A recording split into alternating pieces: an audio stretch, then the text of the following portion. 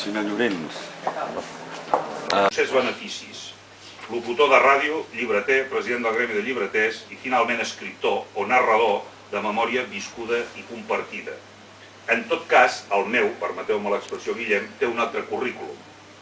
Comença les sorres plàcides però odiades en ocasions i canviants del desert. I és un coneixement primer de la persona que no pas del llibreter, del cinèfil o de l'agitador cultural.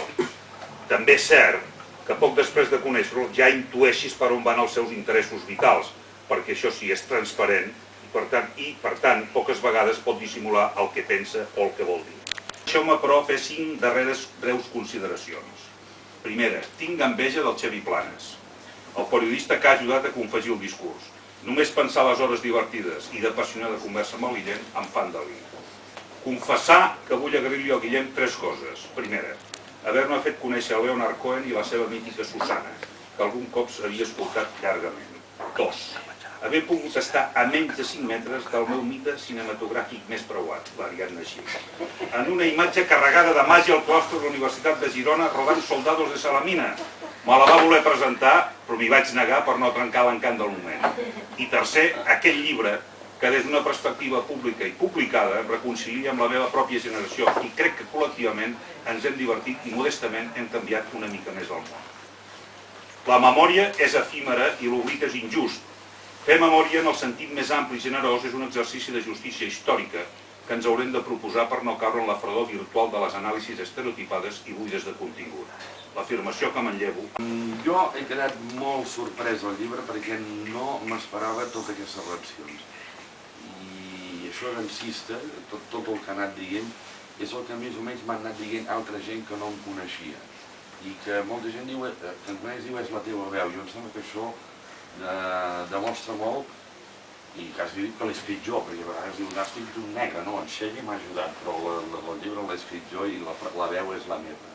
I Axista, que el conec, com ha demostrat ell, de molt abans que fos l'alcalde i totes aquestes coses.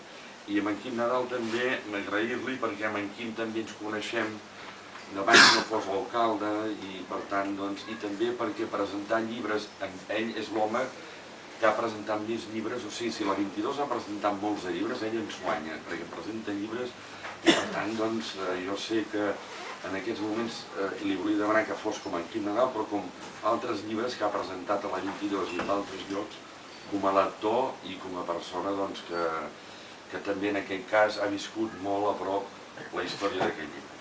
I moltes gràcies. És la llibreria de no sé quin àmbit geogràfic en la que s'han fet més presentacions.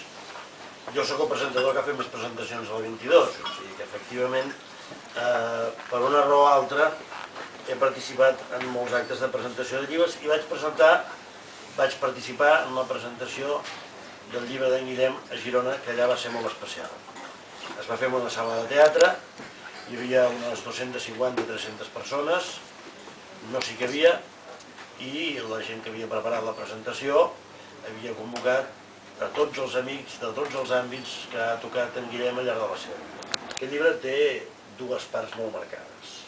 Una de perfil més autobiogràfic, en fi, tot el llibre és molt autobiogràfic, però la primera part és de caràcter més personal. I la segona, no diré que és empresarial, però és més social, és més de la vida de la llibreria i tot el que passa i gira al voltant de la llibreria des que es va crear l'any 78 fins ara. Jo li preguntava quin any exactament es va crear, i estem en l'any 30.